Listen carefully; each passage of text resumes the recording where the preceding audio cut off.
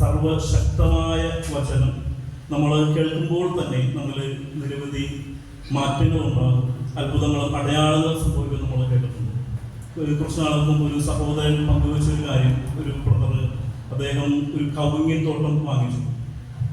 എന്നാൽ വളരെ ശോഷിച്ചു നിൽക്കുന്ന കവുങ്ങിൻ തോട്ടം, ചില സ്ഥലങ്ങളിൽ അടക്കാമരം എന്ന് പറയും, കോഴിക്കോട് ഭാഗത്ത് ഉണ്ടായിരുന്ന ഒരു ബ്രദറായിരുന്നു. അപ്പോൾ ബ്രദർ ഇത് വാങ്ങിച്ച് കുറേ നാളുകളായിട്ടും അതിൽ നിന്ന് ഫലം വരുന്നില്ല.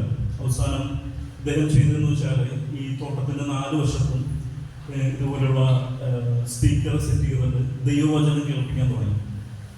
രാവിലെ മുതൽ വൈകുന്നേരം വരെ ദൈവവചനം കേൾപ്പിക്കാൻ തുടങ്ങി. പ്രിയപ്പെട്ടവരെ, ഈ സഹോദരൻ പറയുന്ന സാക്ഷ്യം, 1 വർഷത്തിന് ശേഷം അവിടെ ആ ഭാഗത്തുള്ളതിൽ വെച്ച് ഏറ്റവും ഫലഭൂഷ്ടമായിട്ടുള്ള വൃക്ഷങ്ങളായിട്ട് ആ കവുങ്ങ് തൈകൾ, അടക്കാമരങ്ങൾ മാറി എന്നുള്ളൊരു സാക്ഷ്യം കേൾക്കാനായിട്ടിടയായി. ഇതുപോലെ ദൈവവചനം കേൾക്കുന്ന മരങ്ങൾക്കും പ്രകൃതിയിലെ വസ്തുക്കൾക്ക് വരെ വലിയ മാറ്റങ്ങളുണ്ടാകും.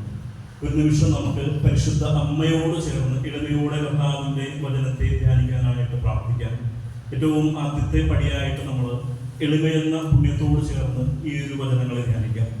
ദൈവവചനം ഇങ്ങനെയാണ് ഓർമ്മിപ്പിക്കുക. യെശയ്യാ പ്രവാചകന്റെ പുസ്തകം 66-ാം അധ്യായം 2-ാമത്തെ തിരുവചനം: ആത്മാവിൽ എളിമയും അനുതാപവും ഉണ്ടായിരിക്കുകയും എൻ്റെ വചനം ശ്രമിക്കുമ്പോൾ വിറയ്ക്കുകയും ചെയ്യുന്നവരെയാണ് ഞാൻ കടാക്ഷിക്കുക. ആത്മാവിൽ എളിമയും അനുതാപവും ഉണ്ടായിരിക്കുകയും എൻ്റെ വചനം ശ്രമിക്കുമ്പോൾ വിറയ്ക്കുകയും ചെയ്യുന്നവരെയാണ് ഞാൻ കടാക്ഷിക്കുക. എളിമയോടുകൂടെ കർത്താവിൻ്റെ വചനം ശ്രമിക്കാനായിട്ട് നമുക്ക് പ്രാർത്ഥിക്കാം. ഒരിക്കൽ ഞങ്ങളുടെ സഭാസ്ഥാപകനായിട്ടുള്ള വിശുദ്ധ അഗസ്റ്റിൻ്റെ അടുക്കൽ ഒരു സഹോദരൻ വന്നിട്ടിങ്ങനെ ചോദിക്കുന്നുണ്ട്: പിതാവേ, സ്വർഗത്തിലേക്കുള്ള 1ാമത്തെ ചവിട്ടുപടി എന്താണ്? അപ്പോൾ വിശുദ്ധ അഗസ്റ്റിൻ അല്പനേരം പ്രാർത്ഥിച്ചിട്ട് പറയും, എളിമയാണ് സ്വർഗത്തിലേക്കുള്ള ആദ്യത്തെ ചവിട്ടുപടി. അല്പനേരത്തിന് ശേഷം വീണ്ടും ഈ സഹോദരൻ വന്നിട്ട് ചോദിക്കും, അങ്ങനെയെങ്കിൽ സ്വർഗത്തിലേക്കുള്ള 2ാമത്തെ ചവിട്ടുപടി എന്താണ്? വിശുദ്ധൻ വീണ്ടും അല്പനേരം പ്രാർത്ഥിച്ചിട്ട് പറയും, എളിമയാണ് 2ാമത്തെയും ചവിട്ടുപടി. പലതവണ ചോദിക്കുമ്പോഴും 3ഉം 4ഉം ഓരോ ചവിട്ടുപടിയും എളിമ തന്നെ എന്ന് വിശുദ്ധൻ ഉറപ്പിച്ച് പറയുകയാണ്. പ്രിയപ്പെട്ടവരെ, എളിമ എന്ന പുണ്യമില്ല എങ്കിൽ വേറെ മറ്റുള്ള പുണ്യങ്ങൾക്കൊന്നും നിലനിൽപ്പില്ല. തിരുസഭയിലെ പുരാതന വിശുദ്ധന്മാരിൽ, മരുഭൂമിയിലെ സഭാപിതാക്കന്മാരിൽ ഒരാളായിട്ടുള്ള വിശുദ്ധ മക്കാരിയസിനെ കുറിച്ച് ഒരുപക്ഷെ നിങ്ങൾ കേട്ടിട്ടുണ്ടാവും. ഫിലോക്കാലിയിലെ ചില ഗ്രന്ഥങ്ങൾ വിശുദ്ധനെ എഴുതിയിട്ടുണ്ട്. വിശുദ്ധന്റെ ജീവിതത്തിൽ നടന്നൊരു സംഭവം, ഒരിക്കൽ വിശുദ്ധൻ മരുഭൂമിയിൽ ജാഗരണ പ്രാർത്ഥന ചെയ്തുകൊണ്ടിരിക്കുമ്പോൾ ഒരു പൈശാചിക അരൂപി വിശുദ്ധന്റെ അടുക്കൽ വന്നിട്ട് പല രീതിയിൽ വിശുദ്ധന്റെ പ്രാർത്ഥന തടസ്സപ്പെടുത്താൻ ശ്രമിക്കുന്നുണ്ട്. ഒരു രീതിയിലും വിശുദ്ധനെ പ്രാർത്ഥനയിൽ നിന്ന് മുടക്കാൻ പറ്റില്ലെന്ന് കാണുമ്പോൾ അലറിക്കൊണ്ട് പൈശാചിക അരൂപി കടന്നു പോകുമ്പോൾ പറയുന്ന ഒരു കാര്യം: ഞാനും നീയും തമ്മിൽ യാതൊരു വ്യത്യാസവുമില്ല. ഞാൻ ഉറക്കമില്ലാതെ ആരെ പിടിക്കണമെന്ന് അന്വേഷിച്ച് നടക്കുന്നു, ഈ ഉറക്കമില്ലാതെ ഇരുന്ന് പ്രാർത്ഥിക്കുന്നു.